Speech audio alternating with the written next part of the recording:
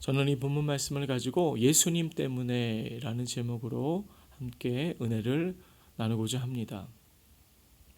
오늘 본문은 이스라엘 백성들이 죄를 지었을 때 속죄제를 통하여서 하나님께 용서받는 법에 대해서 설명하고 있습니다.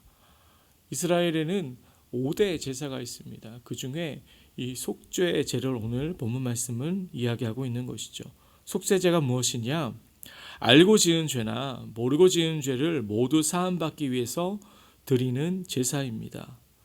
또한 드리는 사람의 신분에 따라서 제물이 달랐습니다.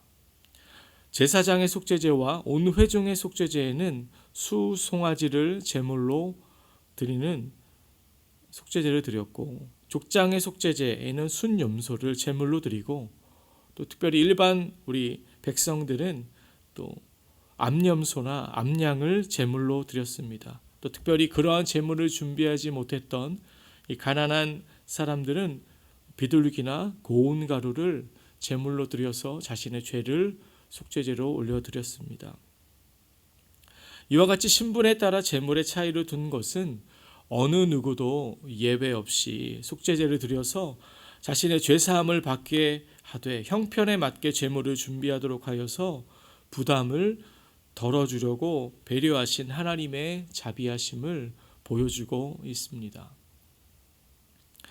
구약에서 제사제도는 매우 중요한 제도였습니다. 사실 우리가 지금 드리고 있는 이 신약의 예배가 있다면 구약은 바로 제사가 있었습니다. 이 제사는 바로 하나님과 만나는 자리이자 우리의 죄를 용서받는 자리이기 때문에 매우 중요하였습니다. 또한 제사에는 하나님의 임재와 은혜가 있는 자리였습니다. 하나님의 죄사함을 통하여 우리에게 주시는 하나님의 놀라운 은혜가 바로 그 제사를 통하여 이스라엘 백성들에게 임재하였던 것입니다. 하지만 본문에서 보면 알다시피 이 제사는 반드시 피 흘림이 있어야 한다라는 것이죠. 즉 죽어야 하는 자리입니다. 저와 여러분들의 죄를 대신해서 가축들이 대신 제물이 되어서 죽는 곳이 바로 제사의 장소였다라는 것이죠. 피 비린내가 진동하였습니다. 또한 동물들이 죽어가면서 내는 고통스러운 울음소리가 넘쳐났던 곳이 사실 제사드리던 장소였습니다.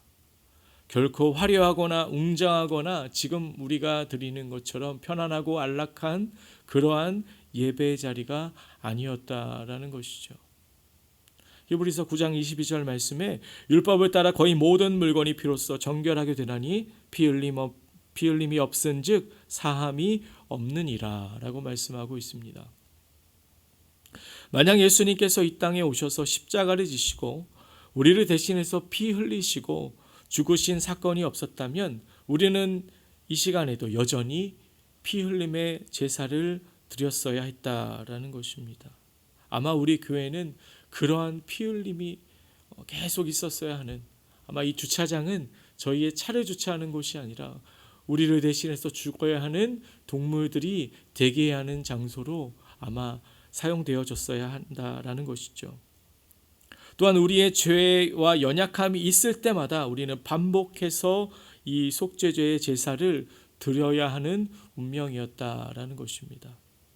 하지만 예수님께서 이 땅에 오셔서 저와 여러분들의 죄를 대신에 십자가에 지시고 피 흘리심으로 우리의 모든 죄를 사하셨음을 믿으시기 바랍니다.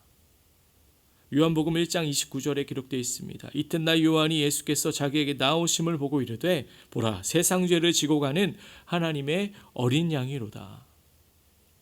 히브리서 9장 11절에서 12절 말씀에도 그리스도께서는 장래 좋은 일의 대제사장으로 오사 손으로 짓지 아니한 것 곧 이 창조에 속하지 아니한 더 크고 온전한 장막으로 말미암아 염소와 송아지의 피로 하지 아니하고 오직 자기의 피로 영원한 속죄를 이루사 단번에 성소에 들어가셨느니라.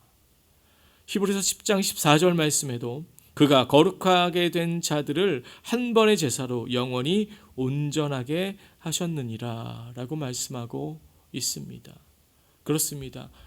평생 하나님 앞에 우리의 죄를 속죄하기 위해서 동물의 제사를 드렸어야만 하는 저와 여러분들을 사하시고자 예수님께서 이 땅 가운데 오셔서 십자가에서 자기 몸을 제물로 드리시고 단번에 그 모든 죄를 용서하셨습니다. 예수님의 역할은 즉 제사를 직접 드리셨던 대제사장의 역할과 또한 자신의 몸을 직접 제물로 드리신 그 두 가지 역할을 십자가에서 다 감당하셨다라는 것입니다. 그렇기 때문에 이 죄사함의 모든 과정에 있어서 저와 여러분들의 공로는 아무것도 없게 된 것이죠. 즉 우리는 그저 하나님의 은혜로 이 죄사함의 구원을 받게 되었다라는 것입니다. 그저 십자가에 달리신 예수님을 믿고 의지하고 나아가기만 하면 우리에게는 죄사함의 은혜, 더 나아가 영원한 생명의 구원의 은혜가 임하게 되었다라는 것입니다. 사랑하는 성도 여러분, 그리스도의 대속의 은혜로 말미암아 저와 여러분은 과거의 죄, 또한 지금 현재의 죄, 미래의 모든 죄를 이미 예수님께서 다 사하셨음을 믿으시기 바랍니다.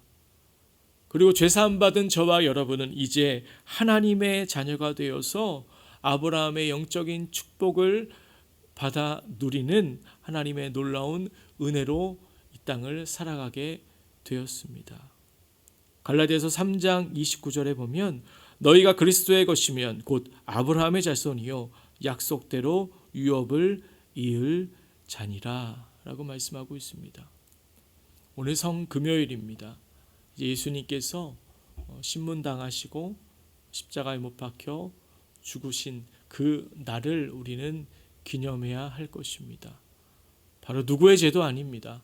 바로 나의 죄, 또한 우리의 죄를 위해서 예수님께서 십자가에서 대신 제물이 되셨습니다. 오늘 이 성금요일을 맞이하여서 특별히 우리의 마음이, 우리의 심령이, 우리의 생각이 십자가에 달리신 예수님을 바라보며 예수님의 그 은혜 앞에 감사하며 정말 우리의 삶을 다시 한 번 더 돌아보아 하나님 이제 우리가 죄사함 받은 자로 구원받은 자로 우리가 이 땅을 어떻게 살아가야 하는지 그 은혜에 감사하며 정말 우리에게 허락되어진 그 영원한 천국을 향하여 다시 한 번 더 믿음으로 일어날 수 있는, 특별히 이 어렵고 힘든 시기에 하나님 우리 안에 그 구원의 은혜와 감격이 더욱더 온전히 회복되어지는 그러한 귀한 시간으로 살아가는 저와 여러분들 되시길 예수님의 이름으로 축복합니다.